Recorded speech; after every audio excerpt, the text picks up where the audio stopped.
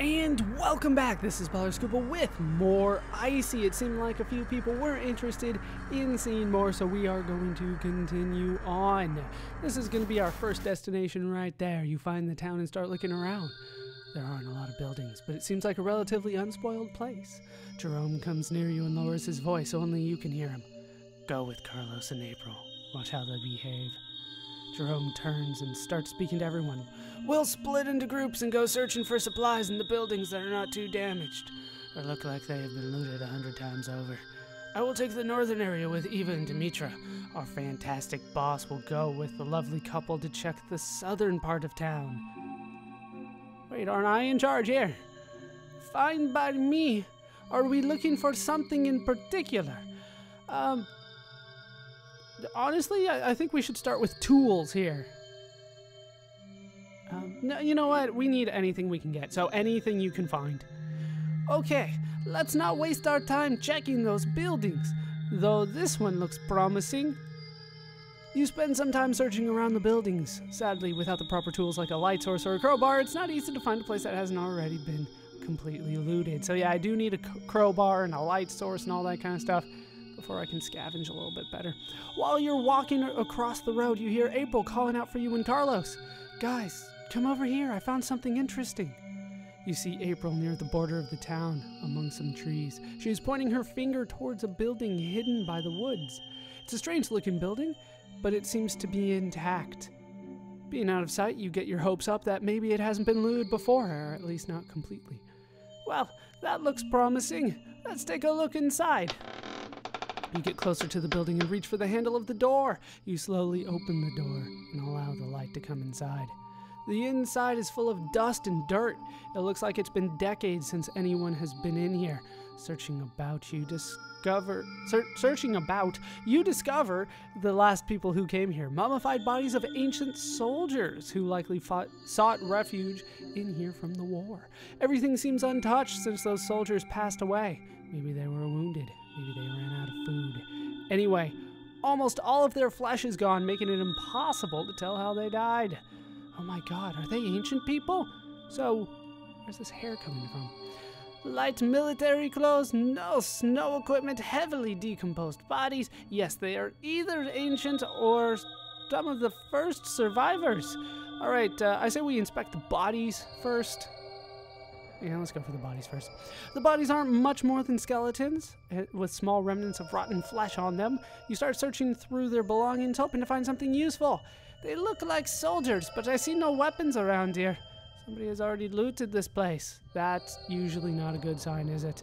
Maybe it was a long time ago, but maybe they left something behind. You spend some extra time thoroughly searching the bodies and their belongings, discovering 24 bullets and 3 pistols. They're a bit rusty, but they still work. Finally, some luck. I mean, they're no assault rifles, but at least we will be able to shoot back at anyone who comes at us guns blazing. Their backpacks will be useful too. Not that I enjoy the back pain at the end of the day, but we have nowhere else to put this stuff right now. Alright, let's inspect the main room here. The room is large and full of dust. There is no furniture, only the bodies and their belongings lying around. There's nothing of interest in the room besides the bodies. Alright, explore the rest of the building then. He's so shiny. You go through the door on the other side of the room and find yourself in a smaller area. Strange electrical equipment connected by different wires are scattered about. It appears as if you can remove parts off the device, but it's hard to tell if they will be worth anything to anyone. I'm taking it. There's things. I could probably sell it. Somewhere. Maybe. We're gonna try it. You managed to remove some electrical parts and put them in your backpack before walking away from the device. Alright, we've already inspected the main room, so let's go ahead and go. Well, at least we didn't waste our time. You spend some time searching around town a bit more as you make your way back to the center where you wait for the others to return. It isn't long till you see Jerome, Dimitra, and Eva gathering at the meeting point. Looks like they may have found something useful too. So, how did it go? We got lucky. Our fearless Eva right here snuck into a building through a little hole and found some useful things inside. I told you I'm a capable survivor. Besides, I had a good teacher. I'm sure you did. Jerome smiles at the girl. Anyway, she found some nice stuff in there. An old gun, a decent crowbar, and some rope. We didn't find much more out and about, but I did manage to grab some medical plants I spotted. They're good for healing wounds. We found 3 nice pistols that seemed to be in working order. Then, after a little more searching about town, managed to find some lockpicks and a few bandages. Apparently I wasn't there for that. Not bad. Now we can travel feeling a little safer than before. Now, let's go find my friend. You managed to stuff everything you found into the backpacks and walk away from the town. Some optimism in the group finally shows through. All right, we're doing well. Let's take a look at my supplies. Seems to be good. So we will head down here, which is our destination. Looks like we're going to an old wind turbine. Yeah, I got plenty of food still. Right, we made it to the wind tower. Just 3 buildings we can go into here. We'll meet the local leader first. The local leader, Maximilian, lives in a big house not too far from the tower. There's a bell next to the door. You ring it, and after a couple of minutes, he comes to welcome you. Greetings, travelers. How can I help you? I guess I'll ask some questions. I don't have much time. If you want to chat, feel free to talk to my citizens. But if you need something important, then go on. How's the situation here at the wind tower? Pretty good, I'd say. We have pretty much everything under control, and, well, having the electricity is amazing. Apparently I can ask for work. Must be a little side quest. We'll see if we can do it. Work? Let me think. There may be something for you if you don't mind wandering around some ancient cities. There's a city not far from here with a big church. Here, let me show you the place on your map. We could really use some sacred objects, anything you find in there, books, crosses, icons. The more you bring me, the higher the reward you'll get. We need faith more than anything in these dark days. How about electricity and heat? Maybe that's just me. All right, we'll leave. We have a quest in mind now. We'll go to the inn. You enter inside the big building with a glowing sign on it.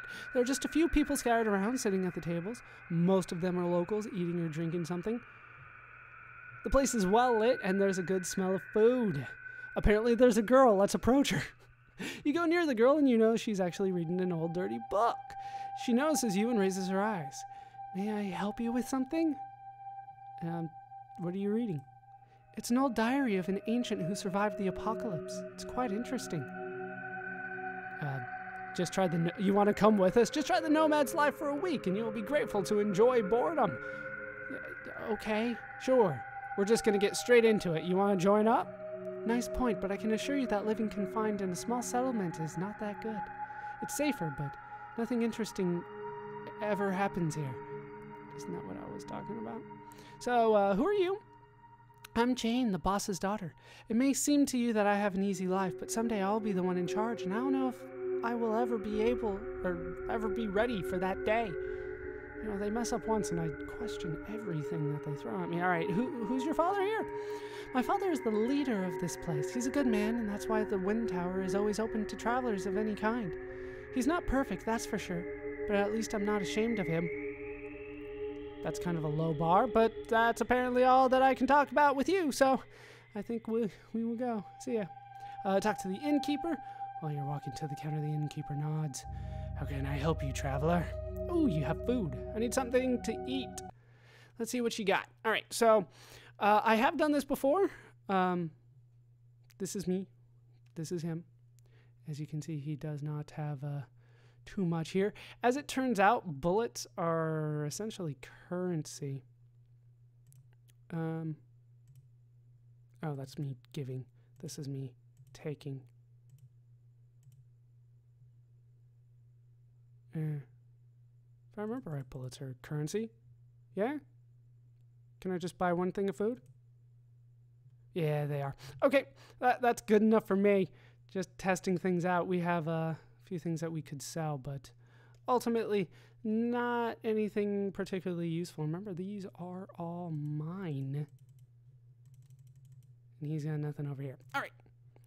So that is it. Oh, we can go back to the inn, talk to the innkeeper, ask about the settlement. What can you tell me about this place?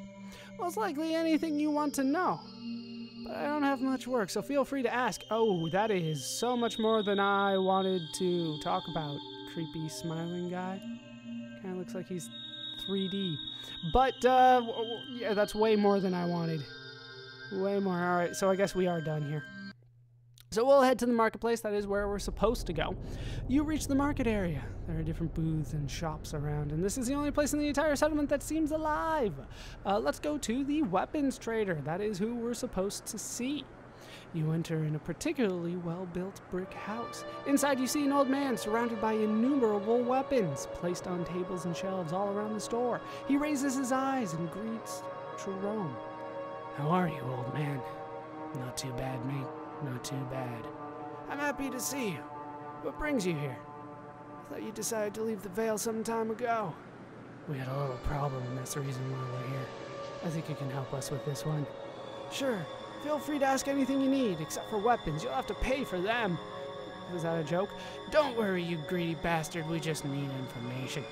Several days ago, we were attacked by some bandits. They captured us and brought us with them. Suddenly, some well-equipped fuckers came out of nowhere.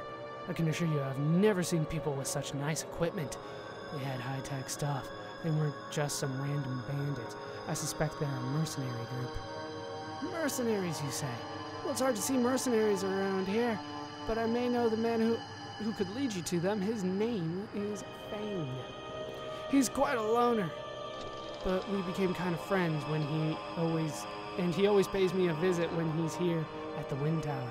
I warn you, those mercenaries sound dangerous, and chasing them doesn't look like the best idea to me. Anyway, you'll find Fang south of here. He lives alone in a hut here. They showed on your map. Well, at least we have a track to follow now. Thank you very much, Robin." "Not a problem. Now, is there something else I can do for you? What do you got?"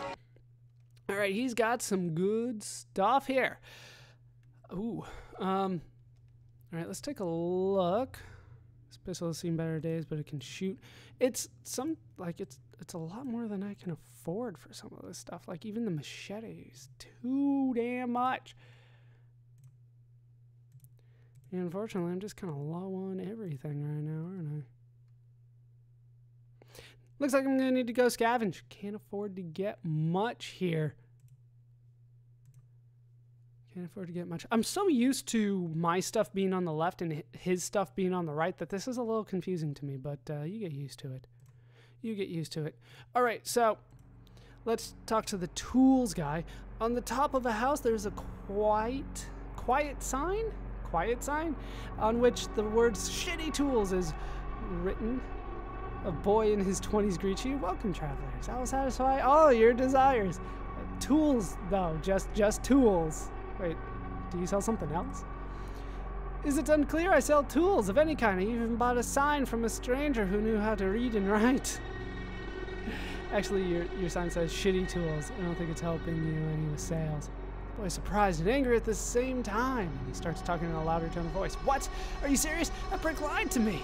The boy jumps on a box and takes the sign away. "Thanks, stranger. At least now my father has less chances to discover it. I'll just hide it and tell him it was stolen." He searches around his wares and hands you a lockpick. "Thank you, stranger. You're the only one who has told me the truth. Take this." Okay, sweet. We got a lockpick out of it. Let's see what else he's got.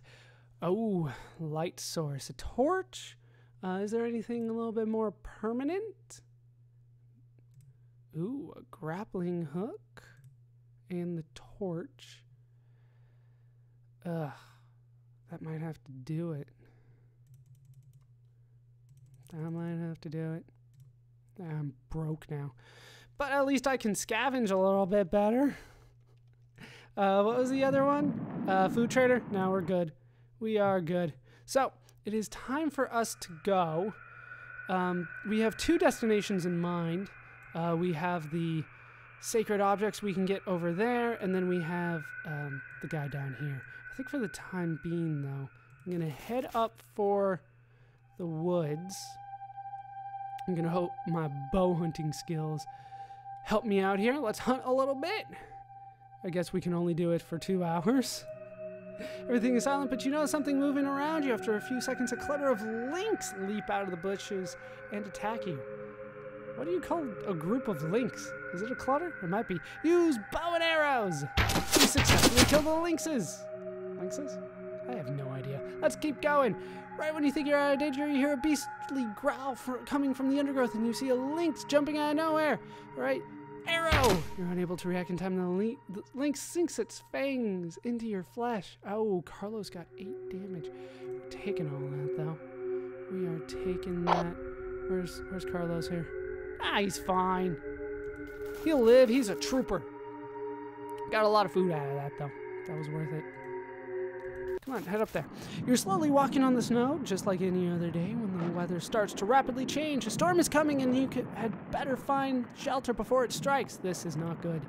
We must hurry. We don't have much time.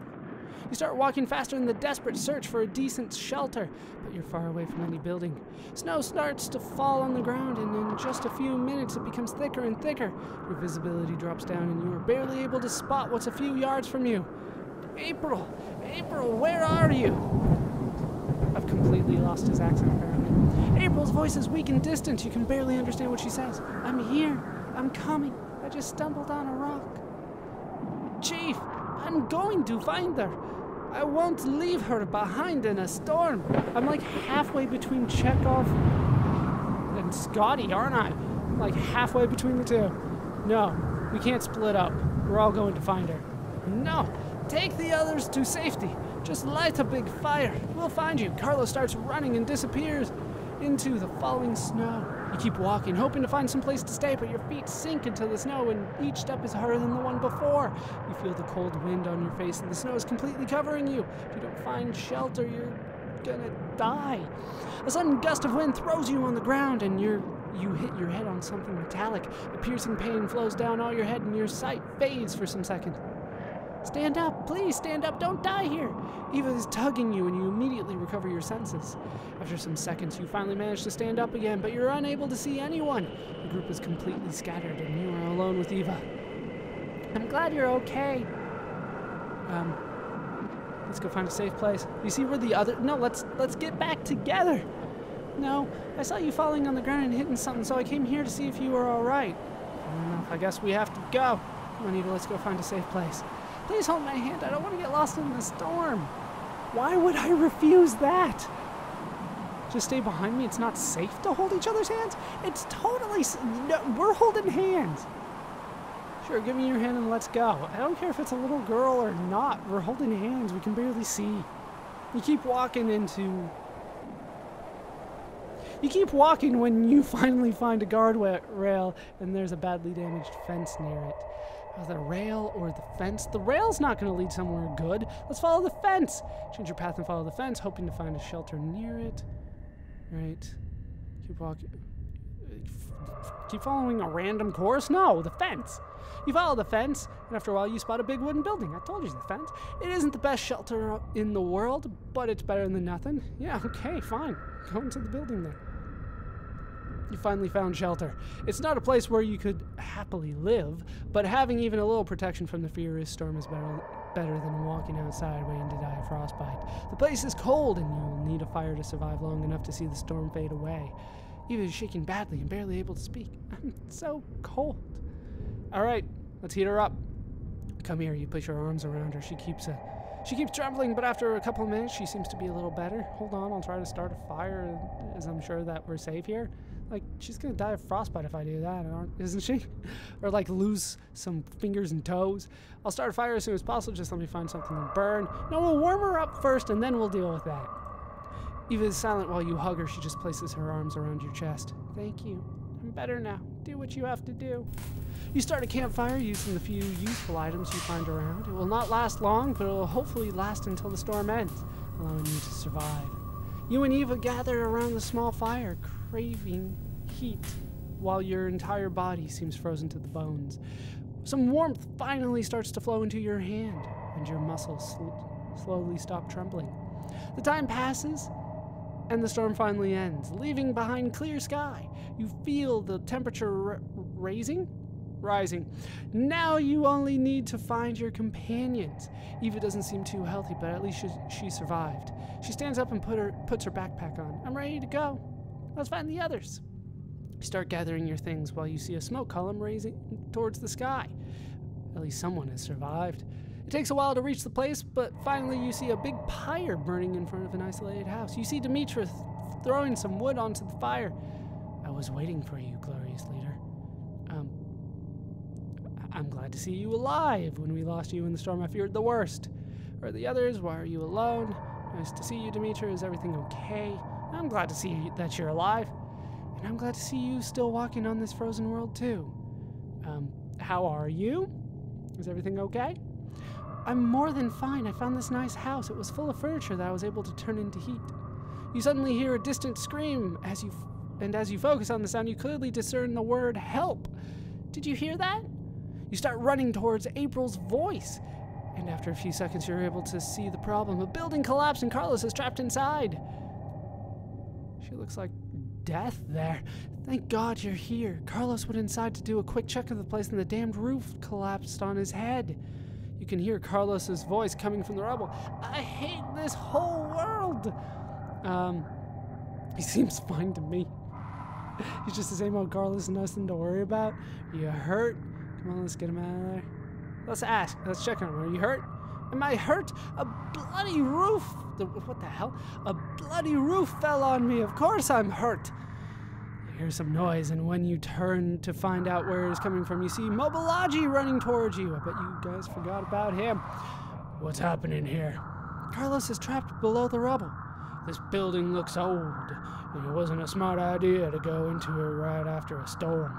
The snow's weight broke the roof. Thank God we have your brilliant mind to point out the obvious. Screw you, Carlos. I'm not the one who ignored reason to walk into a deadly trap. You're lucky to be alive. Please, guys, do not fight. We have to save him. It's better to get to work. It'll take some time. Yeah, let's get to work. Let's be careful. We need to act with light hand and patient caution, or the entire building will collapse. We'll waste half a day just getting him out of it. Help us instead of complaining. It won't melt the snow. It won't let Carlos walk out of it. We're saving his life. It's not wasted time. The next time he'll be more careful. No, more helping, less talking. Fine, but don't expect me to be all smiles all the time. You spend some time digging Carlos out while Mobilaji keeps complaining and April doesn't help the mood. After more than an hour, Carlos is finally free. Oh God, are you okay? Carlos limps to reach a rock and sits on it, holding his right leg with his hand. Yeah, I'm fine. Thanks, guys. Can you walk? Is it broken?